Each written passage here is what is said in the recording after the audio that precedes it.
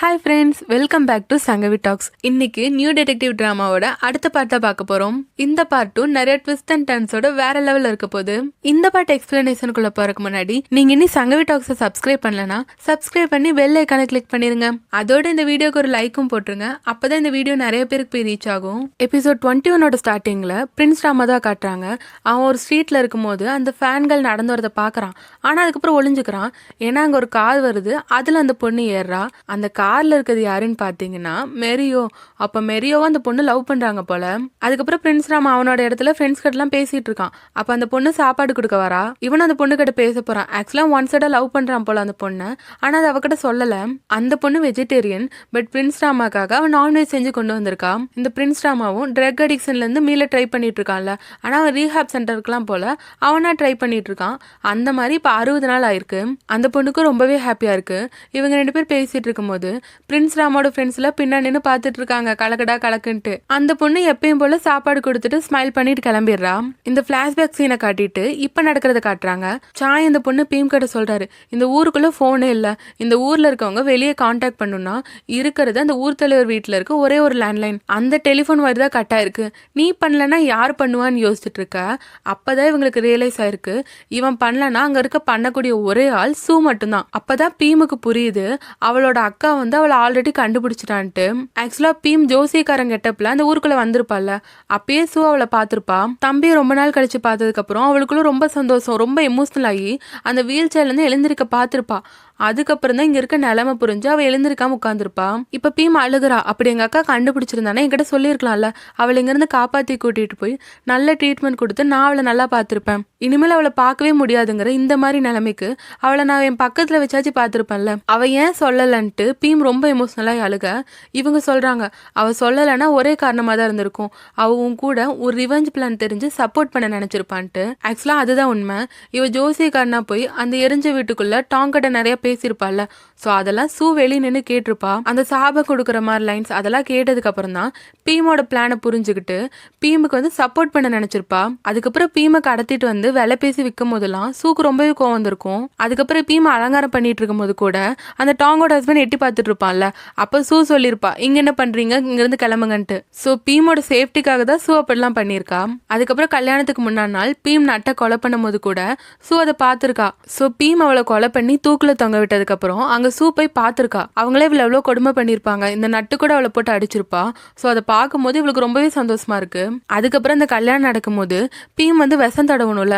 So வந்து யாரும் பாத்திரக்கூடாதுன்னு யோசிச்சுட்டே நின்றுட்டு இருந்திருப்பான். அதை வந்து சூ பாத்துறா. சோ பீமோட பிளானை புரிஞ்சுக்கிட்டு இவ வீல் சேர்ல இருந்து யாரையோ தெரியாம முட்டுற மாதிரி முட்டி அந்த கூட்டெல்லாம் அங்க போக்கஸ் பண்ணிருப்பாங்க. அந்த டைம்ல யாருக்கும் தெரியாம பீமும் விஷத்தை கலந்துருப்பா. அதுக்கப்புறம் கல்யாணம் நடக்கும் போது பீமை அலங்காரம் பண்ணி கூட்டிட்டு வருவாங்கல்ல. சோ பீமை கல்யாண குளத்துல பார்க்கும்போது சூக்கு ரொம்பவே சந்தோஷமா இருக்கும். கண்ணீரோட தான் அதை பார்த்துட்டு இருந்திருப்பா. அதுக்கப்புறம் பீமோட ஹஸ்பண்ட், அதாவது டாங்கோட செகண்ட் பையன் இறந்ததுக்கு அப்புறம் இவ குளத்துல கொண்டு போய் போட போயிருப்பாள்ல. அப்பெல்லாம் சூ பார்த்துட்டே இருந்திருப்பா, யாருக்கண்லயும் இவ மாட்டிடவே கூடாதுன்ட்டு. இப்ப பீமா அழுகுறா. அந்த டாங்கோட ஹஸ்பண்ட் இறந்துட்டானா இந்த இடத்துல இருந்து தப்பிக்கிறது ரொம்பவே ஈஸி தானே.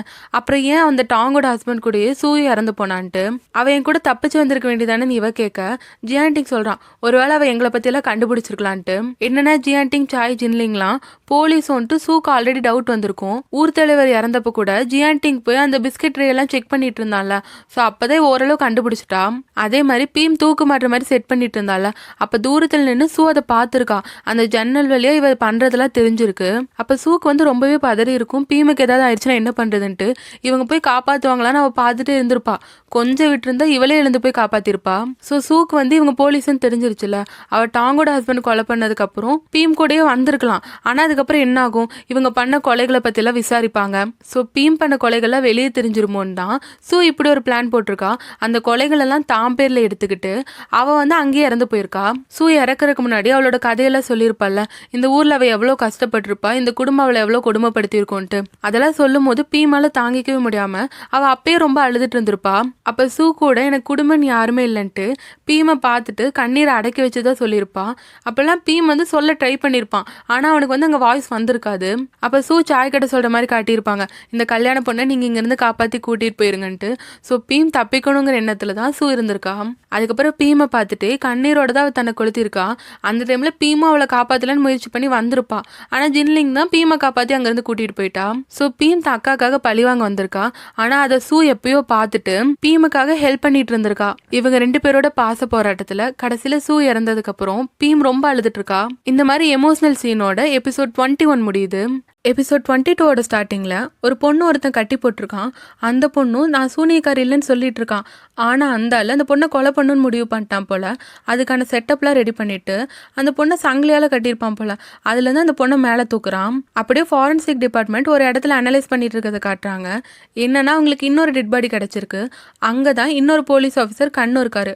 அவரும் சாயோட அசிஸ்டன்ட் தான். அப்படியே சாய், ஜியான்டிங், ஜின்லிங், பீமெல்லாம் காட்டினாங்கன்னா அவங்க அந்த மலைப்பாதையில் அப்படியே நடந்து வந்துட்டு இருக்காங்க. பீமோட கை இன்னி கட்டி வச்சுதான் இருக்காங்க.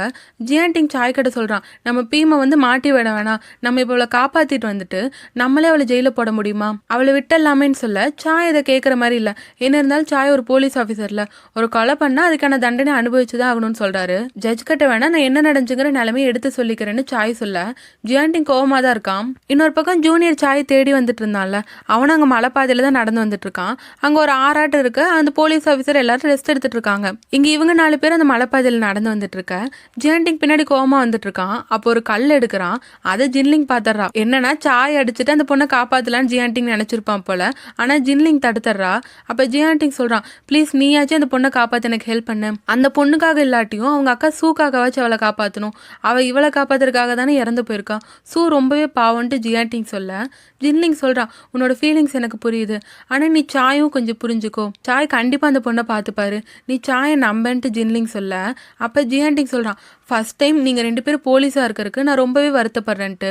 ஏன்னா ஜியான்டிங்கோட குணமே அதானே, அவன் நியாயம் யார் பக்கம் இருக்கோ அவங்களுக்கு தான் சப்போர்ட் பண்ணுவான். ஸோ இவங்க அப்படியே நடந்து போயிட்டு இருக்கும்போது இவங்க மலைப்பாதையில தானே போறாங்க. இவங்க போற இடத்துக்கு கீழே தான் ஜூனியர் போலீஸ்காரங்களா இருக்காங்க. அதை சாய் பார்த்துறாரு. அவங்க என்ன தேடி தான் வந்திருப்பாங்க. வாங்க நம்ம கீழே போலான்னு சொல்லிட்டு அவர் கிளம்ப ஜியான்டிங் சொல்றான், கங்க்ராச்சுலேஷன்ஸ் ஆஃபீஸர், இப்போ இந்த பொண்ணை கொண்டு போய் நீங்க அரெஸ்ட் பண்ணீங்கன்னா உங்களுக்கு ரிவார்ட் கொடுப்பாங்க. அதை நீங்க ஜாலியாக என்ஜாய் பண்ணுங்க. ஆனா இனிமேல் உங்க போலீஸ் கேஸ்ல எல்லாம் நான் உங்களுக்கு ஹெல்ப் பண்ண மாட்டேன்னு ஜியான்டிங் சொல்றான். ஆனா சாய் அதை எதுவுமே கண்டுக்காம அங்கிருந்து போறாரு. சோ அப்படி நடந்து போயிட்டு இருக்கும்போது சாய் அவங்க 2 பேர்கிட்டயும் இந்த பொண்ணை பாத்துக்கோங்க, நான் ரெஸ்ட் ரூம் போயிட்டு வந்தேன்னு சொல்றாரு. ஆனா ஜியான்டிங் கோவமா நின்றுட்டு இருக்கான்ல, சரி உங்க கிட்ட விட்டா ஆகாதுன்னு சொல்லிட்டு அந்த பொண்ணு இவரே கூட்டிட்டு போறாரு. அப்படியே ஜியான்டிங் கோவமா நின்றுட்டு இருக்க திடீர்னு சாய் கதிர சத்தம் கேக்குது. என்னன்னு போய் பார்த்தா சாய் மண்டையில கை வச்சுட்டு கீழே விழுந்து கிடக்குறாரு. என்னன்னா அந்த பொண்ணு சாய் கல்லால் அடிச்சுட்டு அங்கிருந்து தப்பிச்சு போயிட்டாலாம். சாய் ஜியான்டிங் கிட்ட கேக்குறாரு, நீ எனக்கு தெரியாம அந்த பொண்ணோட கயிறை லூஸ் பண்ணி விட்டியான்ட்டு. அப்ப ஜின்லிங்க்கு என்ன நடந்திருக்குன்னு புரிஞ்சு, அச்சோ சாய் உங்களுக்கு ரொம்ப பெருசா அடிபட்டிருக்குமே அவளும் பார்த்துட்டு இருக்க. சாய் வந்து இப்ப அந்த பொண்ணை பிடிக்க போறேன்னு எந்திரிக்கிற மாதிரி எந்திரிச்சு மறுபடியும் கீழே விழுந்து ஆக்ட் பண்ணிட்டு இருக்காரு. அப்ப ஜின்லிங் ஜியான்டிங்க்கு கண்ணை காட்ட அப்பதான் ஜியான்டிங்க்கும் புரியுது சாய் தான் அந்த பொண்ணை எஸ்கேப் ஆக வச்சுட்டு இப்போ ஒரு டிராமா போட்டுட்டு இருக்காரு. ஸோ அதை புரிஞ்சுக்கிட்டு இவங்க 2 பேரும் ஸ்மைல் பண்ண, சாய் வந்து போலீஸ் ஆஃபீஸர் தானே, அவர் வெளிப்படையே அந்த மாதிரி பண்ண முடியாது. ஸோ அவர் வந்து பிரிட்டன் பண்றாரு அந்த பொண்ணு தான் என்ன அடிச்சிட்டு போனான்ட்டு. இவங்க 2 பேரும் ஆமா ஆமா அவ தான் உங்களை அடிச்சிட்டு போயிட்டா, நாங்க வந்து சாட்சி சொல்றேன்னு சொல்லிட்டு இருக்காங்க. அதுக்கப்புறம் இவங்க மற்ற போலீஸ்லாம் மீட் பண்ணிட்டாங்க போல. அந்த சீன் நம்மளுக்கு காட்டல. ஸோ அதுக்கப்புறம் இவங்க கிளம்பும் போது ஜின்லிங் வந்து ஜியான்டிங் கிட்ட பேசுறா, நான் சொன்னல சாய் நீ நம்பலான்ட்டு, அவர் கண்டிப்பா நல்லதா பண்ணுவாருன்ட்டு இவ சொல்ல ஜியான்டிங் போய் சாய் கிட்ட பேசுறான். அப்பயும் சாய் என்னமோ உண்மையாலே தலைவலிக்கிற மாதிரி ஆக்ட் பண்ணிட்டு இருக்காரு. இவன் சாய் கிட்ட சாரி நான் உங்களை கல்லால் அடிக்கணும்னு ட்ரை பண்ணேன்னு சொல்ல சாய் கேட்குறாரு, அடப்பாவே நான் உனக்கு என்ன பண்ணேன், என்னை ஏன்டா அடிக்க பார்த்தேன்ட்டு. இல்ல இல்ல நான் அடிக்கணும்னு நினைச்சது உண்மைதான், ஆனா இப்ப நான் உங்ககிட்ட தேங்க்ஸ் தான் சொல்ல விரும்புறேன்ட்டு ஜியான்டிங் சொல்ல, ஏன்டா அவ அடிச்சதுக்கு நீ எனக்கு தேங்க்ஸ் சொல்றியான்ட்டு அப்பயும் சாய் ஆக்ட் பண்றாரு. அதுக்கப்புறம் அவங்க கிளம்பும் போது சாய் அந்த ஒரு போலீஸ்காரங்கிட்ட எல்லாம் சொல்லிடுறாரு, இந்த கிராமத்துல இருக்க பொண்ணுங்களெல்லாம் நீங்க மீட் பண்ணணும், நான் கண்டிப்பா அதை பத்தி செக் பண்ணிடுவேன், என்னை ஏமாத்திராதீங்கன்ட்டு. ஸோ சாய் வந்து அவரோட ப்ராமிஸை நிறைவேற்ற போறாரு. அவர் கிளம்பும் போது டாங் கிட்ட சொல்லிட்டு வந்தார்ல கண்டிப்பா உங்களெல்லாம் காப்பாத்துவேன்ட்டு. அப்ப ஜூனியர் வந்து புதுசா ஒரு டெட் பாடி கிடைச்ச கேஸை சொல்றான். அதுக்கு சாய் சொல்றாரு, சரி ஓகே நம்மலாம் போலாம், ஆனா ஜியான்டிங்கை மட்டும் வீட்டுல டிரா பண்ணிடலாம், ஏன்னா அவன் கேஸுக்கு ஹெல்ப் பண்ண மாட்டான்னு சொன்னான்ட்டு. இதுக்கு முன்னாடி ஜியான்டிங் கோவத்துல சொல்லியிருப்பான்ல, அதை சாய் சும்மா விளையாட்டுக்கு சொல்றாரு. ஸோ அதுக்கப்புறம் இவங்கள பேங்காக் வந்துட்டாங்க. ஃபாரன்சிக் டிபார்ட்மெண்ட்ல இப்போ புதுசா கிடைச்ச டெட் பாடி பத்தி ஃபாரன்சிக் டிபார்ட்மெண்ட் ஹெட் வந்து சொல்லிட்டு இருக்காரு. என்னன்னா இப்போ புதுசா கிடைச்ச டெட் பாடியும் எரிஞ்ச நிலைமையில இருக்கிற டெட் பாடி தான். ஸோ அது வந்து 20லேருந்து 30 வயசு வரைக்கும் இருக்க ஒரு பொண்ணுன்னு தெரிஞ்சிருக்கு. அதோட இந்த டெட் பாடியோட ஐலைசஸை செக் பண்ணும்போது தான் இந்த பொண்ணு உயிரோட இருக்க நிலைமையிலேயே அவளை நெருப்பு வச்சு கொளுத்திருக்காங்கன்னு தெரியுது. ஸோ இந்த டீட்டெயில் சொல்லும் போது மெரி ஒரு மாதிரி பாக்குறான். அவனை அவனை ரொம்ப சந்தேகப்படுற மாதிரி தான் காட்டுறாங்க. உயிரோடு இருக்க நிலைமையில இந்த பொண்ணு எரிச்சிருக்காங்கன்னு தெரிஞ்சோன்னே ஜின்லிங் ரொம்பவே கோவப்பட்டுட்டு இருக்கா. அப்போ போலீஸ் கண் சாய் கட்ட இந்த பொண்ணோட டிஎன்ஏ வச்சு ஏதாவது மேட்சிங் கிடைக்குதா, இந்த பொண்ணு யாருன்ட்டு அவங்க தேடிட்டு இருக்க விஷயத்த சொல்றாரு. அதுக்கப்புறம் இவங்களாம் டிஸ்கஸ் பண்ணதுக்கப்புறம் ஜின்லிங் வந்து நைட் ஷிஃப்ட்னு அங்கே தான் இருக்கா. ஜியான்டிங் வந்து போலீஸ் கூட கிளம்பிடுறா. அதுக்கப்புறம் போலீஸ் ஸ்டேஷனில் சாய் பெரிய ஆஃபீஸர், அதாவது இன்ஸ்பெக்டர் கூட ஃபோனில் பேசிகிட்டு இருக்கும்போது ஜூனியர் போலீஸ் கண் ஜியான்டிங்லாம் பார்த்துட்டு இருக்காங்க. அவங்களுக்கு தெரியுது இன்ஸ்பெக்டர் கண்டிப்பாக சாய் திட்டிட்டு தான் இருப்பாருன்னு. ஏன்னா 2 எரிஞ்ச நிலைமையில இருக்க டெட் பாடி உங்களுக்கு கிடைச்சிருக்குல்ல, ஸோ முன்னாடி கிடைச்ச கேஸில் கூட எந்த க்ளூவும் வரலையாங்கிற மாதிரி கேட்டுட்டு இருப்பார்ல, அதெல்லாம் இவங்களுக்கு நல்லாவே புரியுது. அதுக்கப்புறம் சாய் வந்ததுக்கப்புறம் இவங்க பேசிகிட்டு இருக்காங்க. அப்போ சாய் சொல்கிறாரு, இப்போ இன்ஸ்பெக்டர் பேசுகிற வரைக்கும் பரவாயில்ல, நம்மளுக்கு 3வது 4வதுன்னு இனி எந்த டெட் பாடி கிடைக்காம இருக்கிறது நல்லதுன்ட்டு. அதுக்கப்புறம் நம்ம நிலமை அவ்வளோதான் சொல்ல அவங்களும் ஆமான்னு சொல்லிட்டு அப்புறம் இவங்களாம் சாப்பிட்டுட்டு இருக்காங்க. ஸோ இதுக்கு முன்னாடி நடந்த மாதிரி தான் ஜூனியர் சாய்க்கு சைடிஸ் வைக்க சாய் ஜியான்டிங் வைக்கிறாரு. இதெல்லாம் கண் பார்த்துட்டு அவன் ஜூனியருக்கு சைடிஸ் எடுத்து வைக்கிறான். ஆக மொத்தத்தில் மாற்றி மாற்றி வச்சு இவங்கள ஃபன் பண்ணிட்டு இருக்காங்க. அப்படியே ஃபாரன்சிக் டிபார்ட்மெண்ட்டில் காட்டினாங்கன்னா ஜின்லிங் மரியோ கிட்ட டிஸ்கஸ் பண்ணிட்டு இருக்கா. இந்த 2 டெட் பாடியும் எப்படி ஒரே மாதிரி எரிஞ்ச நிலைமையில கிடைச்சது, இது ஏதாவது கோ இன்சிடென்ஸா இல்லை சீரியல் கில்லரான்ட்டு. அப்போதான் ஜின்லிங் நோட் பண்ணுறான், அந்த 15 இயர்ஸ் எரிஞ்ச நிலைமையில இருக்க டெட் பாடி அங்கே இல்லை, அது எங்கன்னு கேட்க மெரியோ சொல்கிறான், சுகோத்தாய் போலீஸ் ஸ்டேஷனில் ஒரு க்ளூ கிடச்சிருக்கான். ஒருவேளை இந்த க்ளூ கிடச்சிருக்க பொண்ணு தான் அந்த டெட் பாடியாக இருக்குமோன்ட்டு அவங்க சந்தேகப்பட்டு சுகோத்தாய் போலீஸ் ஸ்டேஷன் எடுத்துகிட்டு போயிருக்காங்கன்ட்டு மெரியோ சொல்ல ஜின்லிங்க்கும் கொஞ்சம் ரிலீஃபாக இருக்குது, இந்த கேஸில் ஏதாவது க்ளூ கிடைக்குமோன்ட்டு. சரி டைம் ஆச்சுல நீ வேணா கிளம்புன்னு சொல்ல ஜின்லிங் இல்லை நான் என் வேலையெல்லாம் முடிச்சுட்டே போகிறேன்னு சொல்லிட்டு ஒர்க் பார்த்துட்டு இருக்கா. அதை பார்த்து மெரியோவும் ஸ்மைல் பண்ணிட்டு இருக்கான். அவனுக்கு ஜின்லிங்கை பிடிச்சிருச்சு போல. அப்படியே போலீஸ் ஸ்டேஷனில் காட்டினாங்கன்னா சாய் கேட்டுட்டு இருக்காரு, சுப்பனோட பாய் ஃப்ரெண்ட் பற்றி ஒரு க்ளூவும் உங்களுக்கு கிடைக்கலையா, என்ன பண்ணிட்டு இருக்கீங்கன்ட்டு. சரி ஓகே, புதுசாக கிடைச்ச டெட் பாடி எங்கே கிடைச்சு, நம்ம அங்கே போய் நாளைக்கு அனலைஸ் பண்ணலான்னு சாய் சொல்ல அப்போ ஜியான்டிங் சொல்கிறான், நானும் உங்கள் கூட வந்து ஹெல்ப் பண்ணுறேன்ட்டு. அதுக்கு ஜூனியர் அவனை பார்த்து, தம்பி ஸ்கூல் போகிற வயசில் நீ ஏன் இங்கெல்லாம் வந்துட்டு இருக்க, அதோட நீ தாய்லாந்துக்கு படிக்க தானே வந்த, ஆனால் நீ ஒரு நாள் கூட கிளாஸ் அட்டன் பண்ணி நான் பார்க்கலேன்னு சொல்ல சாய் ஜூனியர் அமைதியாக இருக்க சொல்லிட்டு அவர் கேட்குறாரு, நீயும் ஜின்லிங்கும் ஆல்ரெடி டயர்டாக இருப்பீங்க, இப்போயே இந்த கேஸுக்கு வந்து கஷ்டப்படுறீங்கன்ட்டு. ஆனால் ஜியான்டிங் சொல்கிறான், நான் இந்த கேஸில் வந்து உங்களுக்கு ஹெல்ப் பண்ண நினைக்கிறேன்ட்டு. ஜூனியரும் இதெல்லாம் பார்த்துட்டு சிரிச்சிட்டு போகிறான். இதுக்கு முன்னாடி தான் அவங்க சண்டை போட்டுருப்பாங்க, இப்போலாம் ஃப்ரெண்ட்லியாக தான் ஆயிட்டாங்க. ஸோ ஜாலியாக தான் அவங்க பேசிகிட்டு இருக்காங்க. இப்போ ஜின்லிங் வேலையெல்லாம் முடிச்சுட்டு கிளம்பும்போது அவள் லேப்லேருந்து ஒரு கத்தி எடுத்துக்கிறான். மெரியோ தான் அவளை ட்ராப் பண்ணுறேன்னு சொல்லியிருப்பான். ஸோ அதுக்கப்புறம் அவங்க காரில் போயிட்டு இருக்கும்போது ஜின்லிங் வந்து இந்த மாதிரி பொண்ணுங்களை எரிச்சு கொலை பண்ணியிருக்காங்கல்ல, ஏன் பொண்ணுங்களுக்கு இந்த நிலமன்ட்டு அவள் சோகமாக இருக்க மெரியோ சொல்கிறான், பொண்ணுங்க கூட சில டைம் க்ரூவலாக இருக்கலான்ட்டு. ஸோ அந்த மாதிரி டாக் அங்கே போயிட்டுருக்க. அப்போ மெரியோ கேட்குறான், உன் ட்ரிப்பெல்லாம் எப்படி இருந்துச்சுன்னு. அப்படியே அவங்க பேசிட்டு போயிட்டுருக்காங்க. அதுக்கப்புறம் ஜின்லிங்கை ட்ராப் பண்ணிவிட்டு மெரியோ கிளம்ப ஜின்லிங் நடந்து போயிட்டுருக்கா. ஆல்ரெடி அவளுக்கு யாரோ ஃபாலோ பண்ணுற மாதிரி ஃபீலிங் இருந்துச்சுல, ஸோ பயத்தோடு தான் நடந்து போகிறா. அந்த ஃபீலிங் இருக்கனால தான் அவள் கத்தி எடுத்துகிட்டு வந்திருப்பா. அவளுக்கு இப்போ யாரோ ஃபாலோ பண்ணுற மாதிரியே தோணுது. உடனே வீட்டுக்கு ஓடி போய் கதவை திறக்க ட்ரை பண்ணா, கதவை வேற திறக்கவே முடியல. ஆனால் இவளுக்கு பின்னாடி யாரோ நிற்கிற மாதிரி இவளுக்கு தோணுது. ஸோ இவளுக்கு அந்த சந்தேக உறுதியாக கத்தியை வச்சு ஒரே வெட்டுறா. அவள் வெட்டினது அன்னாசி பழத்தை. நல்ல வேலை அங்கே அன்னாசி பழத்தை முன்னாடி வச்சனால ஜியான்டிங் தலை தப்பிச்சுது. ஸோ வந்தது ஜியான்டிங் தான். நான் ஜஸ்ட் இந்த ஃப்ரூட்டும் கூட சாப்பிடலாம் தான் வந்தேன், ஏன் இப்படி பண்ணுறேன்னு கேட்க ஜின்லிங்கும் அவளுக்கு இருக்க பயத்தை சொல்கிறா. பட் ஜியான்டிங் சொல்கிறான், நான் பின்னாடியே தான் வந்துட்டு இருந்தேன், யாரும் உன்னை ஃபாலோ பண்ணலையன்ட்டு. அடே நீ என் பின்னாடி வந்தானே என்கிட்ட வந்து பேச வேண்டியதானே, எதுக்கு என்ன பயமுறுத்துறேன்னு கேட்க ஜியான்டிங் சொல்கிறான், உன் கோவொர்க்கர் கூட நீ பேசிட்டு இருக்கும்போது நான் டிஸ்டர்ப் பண்ண விரும்பலன்ட்டு. அதாவது மெரியோ மேலே ஜியான்டிங் வந்து ஜெலஸ் ஆகுறான் போல. அது ஜின்லிங்க்கு நல்லாவே புரியுது. நீ ஜெலஸ்லாம் அவையான அவ கேட்டுட்டு இருக்கா. அப்படியே இன்னொரு பக்கம் மரியோவை காட்டுறாங்க. மரியோ அவன் அப்பார்ட்மெண்ட்ல போய் கார் பார்க் பண்ணிட்டு வீட்டுக்கு போகலான்னு போகும்போது கரெக்டாக அந்த பிரின்ஸ் ராமா வந்து அவனை பிடிச்சிடுறான். பிரின்ஸ் ராமா மரியோ கழுத்துல கத்திய வச்சு, டால்டான் ரோட்ல ஒரு பொண்ணை நீ கூட்டிட்டு போனில, அந்த பொண்ணு எங்க இருக்கா உண்மையை சொல்லுன்னு கேட்க மரியோ எந்த பொண்ணு எனக்கு யாரையும் தெரியாதுன்னு சொல்லிட்டு இருக்கான். அப்ப வேற யாரோ ஒருத்தரோட கார் சத்தம் கேட்க அதை பிரின்ஸ் ராமா பார்க்கும்போது அந்த சமயத்தை யூஸ் பண்ணி மரியோ தப்பிச்சு ஓடிடுறான். அதுக்கப்புறம் மரியோ வேகமா வீட்டுக்கு போய் கதவை சாத்திட்டு உட்காந்து அழ ஆரம்பிச்சிடறான். அப்பதான் ஒரு விஷயம் நினைச்சு பாக்குறான்.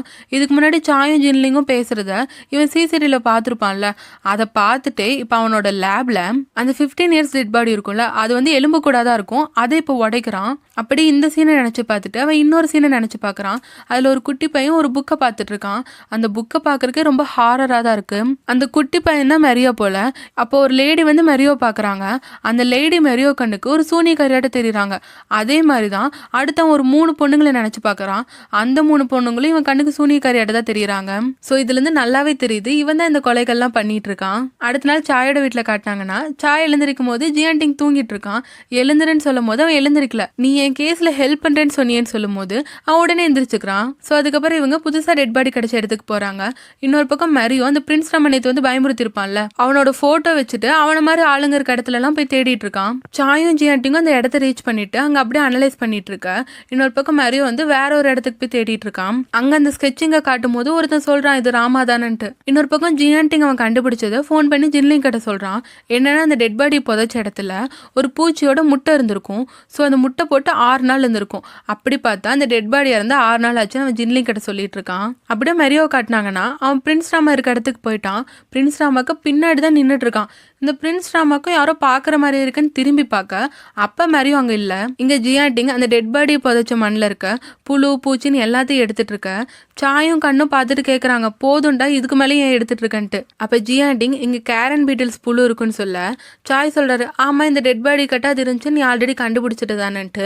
ஆமா அது உண்மைதான், ஆனால் இதுக்கு முன்னாடி நான் கண்டுபிடிச்சது ஆரம்ப நிலையில இருக்க புழு, ஆனால் இப்போ இருக்கிறது அடல்ட் புழுன்னு சொல்ல சாய் கேட்குறாரு அதனால என்னன்ட்டு. அப்போ ஜியான்டிங் தலை சுத்துற மாதிரி இன்னொரு விஷயம் சொல்றான் பாருங்க. அதனால என்னன்னா இந்த மண்ணுக்கு கீழே 30 சென்டிமீட்டர் கீழே இன்னொரு டெட் பாடி இருக்குங்கிறான். இவன் சொல்றது கேட்டு சாயும் கண்ணு சாக்காக ஜின்லிங்க்கு ஃபோன் பண்ணி சொன்னா அவளும் சாக்காயிட்டு நான் உடனே அங்க வரேன்னு சொல்லிட்டு அவ திரும்புறா. பார்த்தா மாதிரியும் அங்க திடுதப்பு நின்றுட்டு இருக்கான். ஜின்லிங்கே ஒரு செகண்ட் பயந்துட்டா. அப்படியே இங்க காட்டினாங்கன்னா ஜியான்டிங் சொல்றது கேட்டு அங்க தோண்டி இருக்காங்க. பார்த்தா அங்க உண்மையாலேயே இன்னொரு டெட் பாடி இருக்கு, அதுவும் சங்கிலியால கட்டப்பட்ட நிலைமையில இருக்கு. இதை பார்த்து இவங்க பயங்கர அதிர்ச்சியில நின்றுட்டு இருக்க. இப்படி ஒரு வேற லெவல் ட்விஸ்டோட இந்த எபிசோட முடிக்கிறாங்க. ஸோ இந்த கேஸ்ல எரிஞ்ச நிலைமையில இருக்க 3 டெட் பாடி வந்துருச்சு. ஆக்சுவலா சாயோட அப்பா டீல் பண்ணார்ல அந்த கேஸ்ல ஒரு எரிஞ்ச நிலைமையில இருக்க டெட் பாடி இருக்கு. சாய் டீல் பண்ற கேஸ்ல 3 டெட் பாடி இருக்கு. ஸோ ஆக மொத்தம் இந்த 4 கொலைகளுக்கும் என்ன காரணங்கிறத பல ட்விஸ்ட் அண்ட் டர்ன்ஸோட இனி வர எபிசோட்ஸ்ல சொல்லியிருப்பாங்க. ஸோ அந்த எபிசோட்ஸ்ல கண்டிப்பா வேற லெவலில் இருக்கும். ஸோ இனி வர இன்ட்ரெஸ்டிங்கான வேற லெவலான எபிசோட்ஸை மிஸ் பண்ணாம பார்க்க சங்கவி டாக்ஸை சப்ஸ்கிரைப் பண்ணி பெல் ஐக்கானை கிளிக் பண்ணிருங்க. இந்த வீடியோ உங்களுக்கு பிடிச்சிருந்தா லைக் ஷேர் பண்ணி சப்போர்ட் பண்ணுங்க. மீண்டும் அடுத்த வீடியோவில் சந்திப்போம். பாய்.